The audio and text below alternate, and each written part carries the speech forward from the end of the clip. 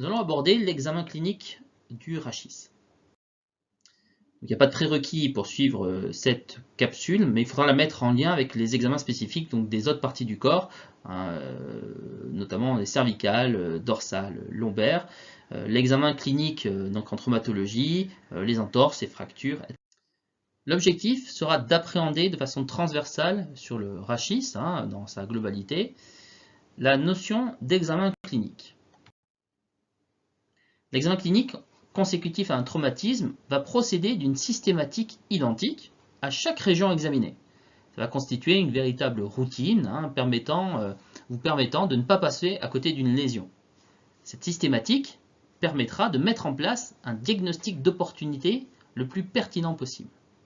Donc, il comporte plusieurs temps. Un temps d'inspection. Donc l'inspection, c'est ce qui vous permet d'observer la région traumatique, hein, on va voir s'il y a une attitude antalgique par exemple. Vous allez voir s'il y a des déformations éventuelles. Vous allez pouvoir constater un œdème, un hématome. Peut-être qu'il y aura une impotence fonctionnelle. Si la personne réalise des grands mouvements, hein, vous verrez déjà s'ils sont donc réalisables, hein, et comment vous pourrez apprécier cette qualité de mouvement. Vous pourrez déjà peut-être constater l'existence de troubles neurologiques qui pourraient être associés. Pour la palpation, vous allez voir s'il y a une douleur, une chaleur locale. Hein. Est-ce qu'il y aura des points exquis donc à la douleur? Vous allez pouvoir évaluer une discontinuité osseuse. Vous allez pouvoir percuter, hein, les épineuses, hein, pour voir si vous recréez une douleur. Il ne faut pas oublier la palpation des tissus mous, hein, une palpation musculaire, une palpation tendineuse. La palpation aussi à visée neurologique et vasculaire. Vous imaginez bien qu'une palpation des nerfs qui va intéresser la région traumatique est particulièrement intéressante. Vous allez pouvoir palper les pouls à distance, hein, ou locaux en cas de luxation.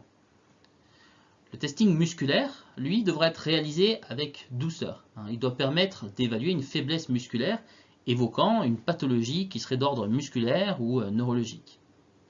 Vous aurez des tests cliniques, hein, et fonctionnels qui existent en grand nombre pour chaque région, mais nous verrons donc dans chaque capsule spécifique, hein, des tests qui seront les plus pertinents.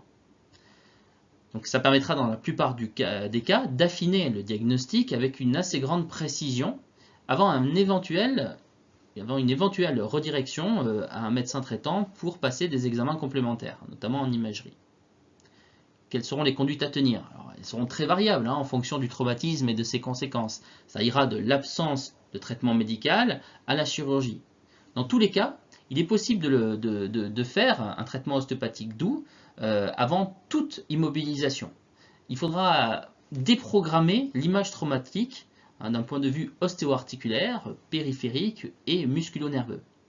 Ceci permettra au tissu lésionnel de cicatriser plus rapidement car dans de meilleures conditions physiologiques. Dans le cadre donc de cette région rachidienne, il sera fondamental de traiter le manchon méningé par des techniques douces, soit en première intention si le diagnostic d'opportunité le permet, soit en deuxième intention après des examens complémentaires qui permettront d'élaborer ce type de travail.